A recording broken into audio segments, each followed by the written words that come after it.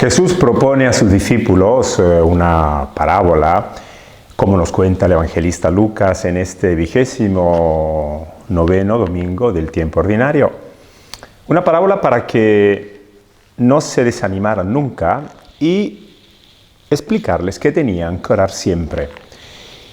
Curiosamente, cuando acaba esta parábola, que la conocemos muy bien, la parábola de la viuda y del juez injusto, no se habla de oración, sino que se habla de fe.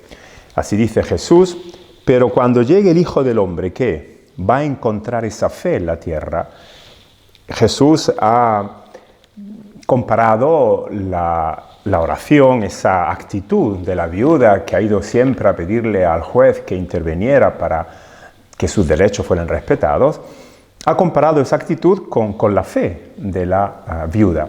Por lo cual ya podemos comprender que la oración no consiste en derrochar palabras. Jesús ya lo ha dicho a sus discípulos, no gastéis las palabras como los paganos, ni tampoco es un perderse en fórmulas o en técnicas vanas, sino que la oración significa tomar conciencia del proyecto del Padre y saberse colaborador en este proyecto para realizarlo.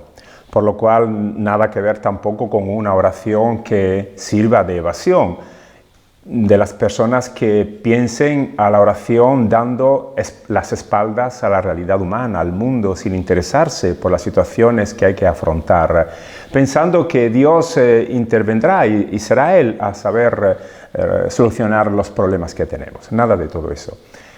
La oración, como nos recuerda Lucas en este domingo, consiste pues en tomar conciencia de la situación en la que estamos viviendo.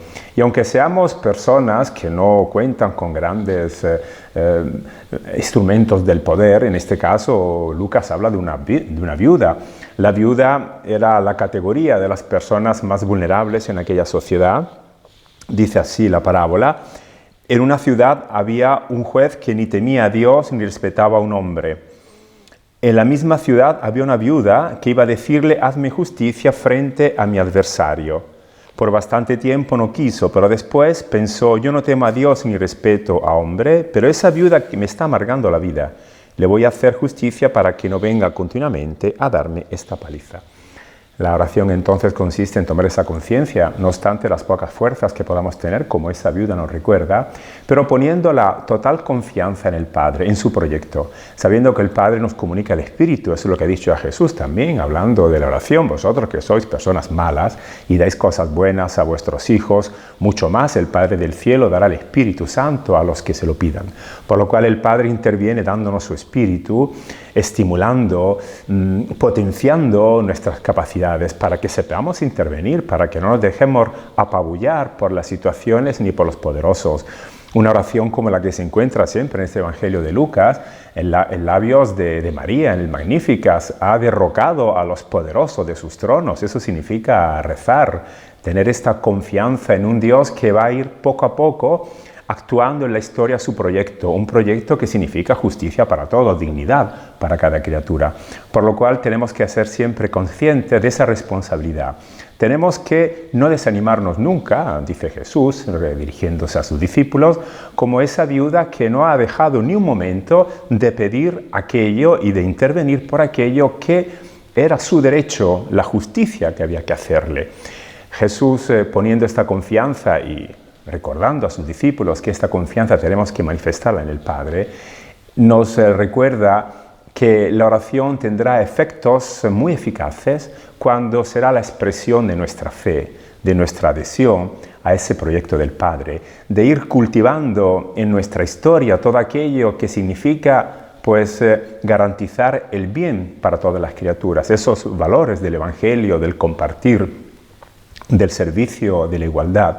Todo eso va a ir haciendo que sobre esta tierra, en esta tierra, todo lo que es injusto, todo lo que es causa de dolor, de sufrimiento humano, vaya a ir desapareciendo. La oración entonces es un compromiso muy fuerte. Es saber estar siempre de la parte de los débiles, de los últimos. Jesús lo recuerda también al final de esta parábola: pues Dios no reivindicará a sus elegidos si ellos le gritan día y noche o les dará largas. Os digo que los reivindicará sin tardar. Jesús habla de los elegidos de Dios, se trata de una viuda. Los elegidos son aquellos que, no obstante su poca fuerza, ponen toda la confianza en el Padre del Cielo. Y el Padre conoce nuestras necesidades, escucha nuestras voces, nuestros gritos, y no nos deja nunca solos en este camino de ir construyendo su reino. Un reino de justicia, de dignidad humana para todos.